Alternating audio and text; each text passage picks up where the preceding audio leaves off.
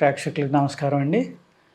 మనం మలబద్ధకం, కాన్‌స్టిపేషన్ ఇది కూడా చాలా మేజర్ ప్రాబ్లమ్ అయిపోయిందండి. 100కి 60, 70 మందిలో ఈ ప్రాబ్లమ్ అనేది ఉంటుంది. ఇక్కడ కాన్‌స్టిపేషన్ రావడానికి కారణం ఏంటంటే, ఈ ఏయైతే మనం అనేక రకాల ఫెర్టిలైజర్, పెస్టిసైడ్ వాడిన ఆహారం మెయిన్ ప్రాబ్లమ్ అయితే, సెకండ్‌ది ఏంటంటే వాటర్ తక్కువ తాగడం వల్ల కూడా కాన్‌స్టిపేషన్ వస్తుందండి. Third lack of exercise, walking కానీ, అబ్డోమిన్ ఎక్సర్సైజ్ కానీ, యోగా కానీ, ప్రాణాయామం కానీ, ఇంకోటి కానీ ఏమీ చేయకపోవడం వల్ల కూడా మీ బౌల్ మూమెంట్ తగ్గిపోయి ఏవైతే బయటికి మలాన్ని పంపేయవలసిన ఆర్గాన్స్ ఉన్నాయో వాటి యొక్క మూమెంట్ ఆగిపోతుందండి. ఇంకొక కారణం ఏంటంటే, మన పొట్టలో 6 నుంచి 7 రకాల మెయిన్ బ్యాక్టీరియా ఉంటుందండి. ఆ బ్యాక్టీరియా ఏం చేస్తుందంటే, అందులో అమీబియాసిస్ కూడా ఒకటి. మీకు చాలామంది తెలుస్తుంది అమీబియాసిస్ అంటే. ఈ బ్యాక్టీరియా ఏం చేస్తుందంటే, మీరు తిన్న ఆహారాన్ని అది కూడా తింటుంది. దీనికి స్వీట్ అనేది చాలా ఫేవరబుల్ ఫుడ్ అనమాట. ఈ స్వీట్ తిన్న వాళ్ళకి ఎక్కువ అది బాగా మల్టిపుల్ అయిపోయి, మీరు తిన్న ఆహారాన్ని అది తినేసి ఒక యాసిడ్ టైప్‌లో ఒక లిక్విడ్‌ని రిలీజ్ చేస్తుంది. చేయటం వల్ల ఏమవుతుందంటే, మీ స్టూలు, మీ మోషన్ ఏదైతే ఉందో, మీ మలం అది గట్టిగా హార్డ్ అయిపోతుందనమాట. హార్డ్ అయిపోవటం వల్ల ఏమవుతుంది, మీ బౌల్ మూమెంట్ స్లో అయిపోతుంది. దానివల్ల స్టమక్ పూర్తిగా క్లీన్ అవ్వకపోవడం, లేకపోతే అయినా కానీ పెయిన్ రావడం, లేకపోతే అనేక రకాల ప్రాబ్లమ్స్ అనమాట. ఈ మలబద్ధకం అనేది ఓన్లీ మలబద్ధకం అని అనుకోవద్దండి. ఈ మలబద్ధకం వల్ల గ్యాస్ట్రిక్ ప్రాబ్లమ్ వస్తుంది, అల్సర్స్ వస్తాయి. ఇదే మలబద్ధకం బాగా క్రానిక్ కావడం వల్ల మీకు వెయిట్ పెరిగిపోతారు.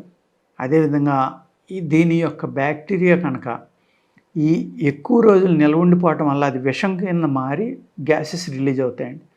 ఆ గ్యాసెస్ యొక్క లక్షణం ఏంటి? చెడు వాయువులు, కార్బన్ డైఆక్సైడ్ కానీ, ఇంకోటి కానీ పైకి వెళ్ళిపోతుంది. వాయువు యొక్క లక్షణం అది. అది పైకంటే ఏం చేస్తుంది, మన స్టమక్లోంచి ఇలా స్లోగా పైకి వచ్చి పులితేనుపులు రావడం, రిఫ్లెక్షన్ రావడం. రిఫ్లెక్ట్ అంటాం కదా మనం, గ్యాస్ట్రిక్ ప్రాబ్లంలో అదో రకం. ఆ రిఫ్లెక్షనే బయటికి తేనుపుగా రానప్పుడు మన రక్తంలో కూడా కలిసిపోయి మన నరాల ద్వారా కూడా బ్రెయిన్కి వెళ్ళిపోతూ ఉంది. ఆ మనిషివి ఎప్పుడైతే ఈ అపాన వాయువులు బ్రెయిన్కి వెళ్ళినాయో, ఆ మనిషి ప్రశాంతంగా ఉండలేడు, సరిగ్గా ఆలోచించలేడు, అనేక రకాల కోపం, ఇరిటేషన్ ఇవన్నీ వస్తాయన్నమాట. ఇన్ని రకాల సైడ్ ఎఫెక్ట్లు మీకు కాన్‌స్టిపేషన్ వల్ల వస్తాయి, మలబద్ధకం వల్ల.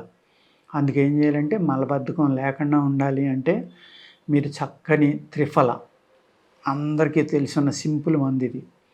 కానీ ఈ త్రిఫలాని ఏం చేస్తారంటే, కరక్కాయ, తానికాయ, ఉసిరికాయ అండి. 1, 2, 3, 1, 2, 4, 1, 1, 1 కూడా వాడుకునేవాళ్ళు ఉన్నారు. రకరకాలుగా వాడుకోవచ్చు దాన్ని. కానీ 1, 2, 3 అనేది బాగుంటుందండి. లేదు, మీ శరీర తత్వాన్ని బట్టి మీకు 3 గుణాలు సమానంగా ఉంటే సమానంగా కూడా వాడుకోవచ్చు. ఈ కరక్కాయ, తానికాయ అనేది కంపల్సరీగా మీరు ఇప్పుడు ఏం చేస్తున్నారంటే, ఫ్యాక్టరీలో మ్యానుఫ్యాక్చరింగ్ అయినప్పుడు గింజలతో సహా పౌడర్ చేసి పంపుతున్నారండి. ఆ గింజలు అనేవి ఏమవుతాయంటే అరగవయ్యి, ఇసుక రేణువులే ఉంటాయి. చాలా గట్టిగా ఉంది పై షెల్. తానికాయకి తక్కువ ఉంది, కానీ కరక్కాయ షెల్ చాలా గట్టిగా ఉంటుందండి. ఈ కరక్కాయలో ఒక గమ్ము కూడా ఉంది. దాన్ని శుద్ధి చేయటం అంటే వేపించాలి. కరక్కాయ, తానికాయ కూడా వేపించినప్పుడు ఆ గమ్ము బ్రేక్ అయిపోతుంది. ఈ కాన్‌స్టిపేషన్ ఎక్కువ ఉందని ఈ త్రిఫలా అనేది చాలామంది తినేస్తున్నారు. ఎటువంటి డాక్టర్ సలహా లేకుండా, వాళ్ళ శరీర తత్వాన్ని అర్థం చేసుకోకుండా, కాస్త వేసుకుని శుభ్రంగా పడుకుంటే పొద్దున్న ఫ్రీ మోషన్ అవుతుంది కదా అని వేసేసుకుంటున్నారండి. దానివల్ల ఏమవుతుందంటే, మీకు కిడ్నీలు చెడిపోవడానికి కూడా పాజిబిలిటీ ఉంది. గమ్ము వెళ్ళి పట్టుకుందనుకోండి, లివర్కి కానీ, కిడ్నీలకు కానీ, మీ పొట్టకు కానీ, ఈ 3 అవయవాలు కూడా దెబ్బతింటానికి ఆస్కారం ఉందండి. అంచేత ఏంటంటే, మీరు త్రిఫలా చాలా మంచి మందు, తప్పనిసరిగా తీసుకోండి. మజ్జిగతోటి కానీ, పాలతోటి కానీ, వేడి నీళ్ళతోటి కానీ తీసుకోండి, చాలా బాగా పనిచేస్తుంది. కానీ శుద్ధి చేయటం అనేది దయచేసి మర్చిపోవద్దు. గింజలు వాడొద్దు, అందులో పై తోలే వాడాలి. ఒలుపు అంటాం మనం. కరక్కాయ ఒలుపు, తానికాయ ఒలుపు, ఉసిరికాయ ఒలుపు గింజలు తీసేసి ఆ పై భాగాన్ని తీసుకోండి. కరక్కాయ, తానికాయ మట్టికి బ్రౌన్ కలర్ వచ్చేలాగా వేపించండి. వేపిస్తే ఆ గమ్ము బ్రేక్ అయిపోయి మీ కిడ్నీలు కానీ, మీ లివర్కి కానీ, మీ స్టమక్ ఇంటెస్టైన్స్ ఉంటాయి కదా, వాటిని కానీ ఇబ్బంది పెట్టకుండా చక్కగా వెళ్ళిపోతుంది.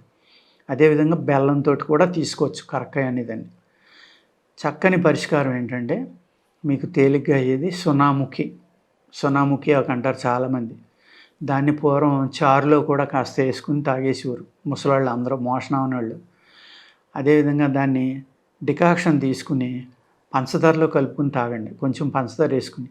ఆ విధంగా కూడా చక్కగా మోషన్ అవుతుంది. కానీ మీ బాడీ వెయిట్ని బట్టి ఒక 2.5 గ్రాముల నుంచి 5 గ్రాముల దాకా తీసుకోండి, మోర్ దెన్ ఎనఫ్ అది. ఈ ఏదైతే సునాముఖి అని చెప్తున్నానో ఇది చాలామంది వాడుతూ ఉంటారు. లేదు కరక్కాయి, సునాముఖి, పంచదార, బెల్లం ఇలా ఏదో ఒకటి కలుపుకుని కూడా మీరు తీసుకోవచ్చు. సునాముఖి ఒకటి తీసుకోవడం వల్ల ఏమవుతుందంటే మజ్జిగతోటి తీసుకుంటే మీరు మోషన్ కూడా ఫ్రీగా అవుతుంది, మీ బాడీలో ఉన్న విషాలను కూడా బయటికి పంపేస్తుంది. కానీ బాగా కడుపు నొప్పి వస్తుంది చాలామందికి, బ్లాడర్ నొప్పి కానీ పొట్టలో నొప్పి కానీ ఎక్కువ వస్తూ ఉంటుంది. దాన్ని కొంతమందికి భరించలేనంత నొప్పి కూడా వస్తుంది. అందుకేంటంటే మీరు సునాముఖి తీసుకున్నప్పుడు సునాముఖి, కరక్కాయి, కాస్త బెల్లం కలిపి తీసుకుంటే దీని డోసు తగ్గించుకుంటే ఆ నొప్పి అనేది తగ్గుతుందన్నమాట. చక్కగా మోషన్ అవుతుంది. ఎప్పుడైతే మీ స్టమక్లో ఉన్న మలం అంతా బయటికి వెళ్ళిపోయిందో, మీకు మలబద్ధకం అనేది తగ్గిందో, మీ యొక్క అపాన వాయువులు ఊర్ధముఖంగా వచ్చి వాయువులు కూడా నార్మల్ అయిపోవడం వల్ల మీరు చాలా ప్రశాంతంగా ఉంటారు. అదేవిధంగా మీకు జీవితంలో గ్యాస్ట్రిక్ ప్రాబ్లం అనేది రావడానికి అవకాశం చాలా తగ్గిపోతుందన్నమాట. అంటే 90% రికవరీ గ్యాస్ ప్రాబ్లం నుంచి కూడా రావడానికి అవకాశం ఉంది. అదేవిధంగా ఎప్పుడైతే మీకు ఈ స్టమక్ అనేది ప్రశాంతంగా చల్లగా ఉందో చక్కగా నిద్రపోతారు. ఈ మలబద్ధకం ఉన్న వాళ్ళకి నిద్ర కూడా తగ్గిపోతుందండి, ఎక్కువ నిద్ర పట్టదు. ఎందుకు అంటే అది లోపల పాయిజన్ కింద మారిపోయి ఆ విషవాయువుల్ని పొట్టంతా నింపి బయటికి పంపుతా, పులితేనుపులు వస్తా బ్రెయిన్కి కూడా వెళ్ళడం వల్ల ఆ బ్రెయిన్లో ఉన్న కణాలు కూడా ఏదైతే నిద్ర పట్టడానికి కారణమైన యాసిడ్స్ కానీ ఫ్లూయిడ్స్ కానీ ఇలాంటివి ఉంటాయి, అవన్నీ కూడా ఇరిటేట్ అవుతాయి. దానివల్ల నిద్రలేమనేది వస్తుంది. ఈ కడుపులో ఉన్న ఈ ప్రాబ్లం వల్ల, మలబద్ధకం వల్ల ఎన్ని రకాల ప్రాబ్లమ్స్ వస్తున్నాయో మీరు చూసుకోండి. అదేవిధంగా ఇది క్రానిక్ అయిపోయింది అనుకోండి, దానివల్ల పూర్తిగా ఎండిపోయే వాళ్ళు ఉంటారు కొంతమంది. అంటే మజిల్ అంతా లాస్ అయిపోయి ఆరోగ్యం క్షీణించిపోయి సన్నబడిపోయే వాళ్ళు ఉంటారు.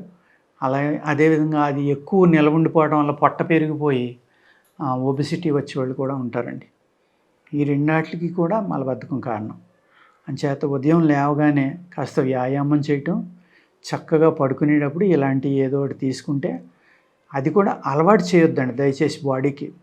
మీరు యోగా మాస్టర్ దగ్గరికి వెళ్ళి యోగాలో ఏమన్నా మంచి ఆసనాలు చెప్పండి మోషన్ అవటానికి కానీ వాకింగ్ కానీ, లేకపోతే అబ్డమిన్కి సంబంధించిన కొన్ని ఎక్సర్సైజులు కానీ, లేక మీరు డయాబెటీస్ లేదనుకున్న వాళ్ళు 1 స్పూను నెయ్యి, 1 స్పూను చక్కెర కలుపుకుని తినేసి పడుకోండి. చక్కగా ఒకరోజు కాకపోతే ఒకరోజు, ఒక వారం 10 రోజులు తినేటప్పటికి ఆటోమేటిక్గా మోషన్ ఫ్రీగా అవ్వడం మొదలవుతుంది. లేదు వేడి నీళ్ళలో ఒక 100 ml బాగా వేడి నీళ్ళు తీసుకుని 2 స్పూన్లు నెయ్యి వేసుకుని బాగా తిరగబోసుకుని తాగేసి పడుకోండి. బ్రహ్మాండంగా నిద్ర పడుతుంది. మీకు మోషన్ ఫ్రీ అయిపోయి కొద్ది రోజుల్లో హ్యాపీగా నిద్రపోతారు. ఈ మలబద్ధకం అనే సమస్య శాశ్వతంగా తగ్గిపోతుంది మీకు. ఓకేనండి, నమస్కారం.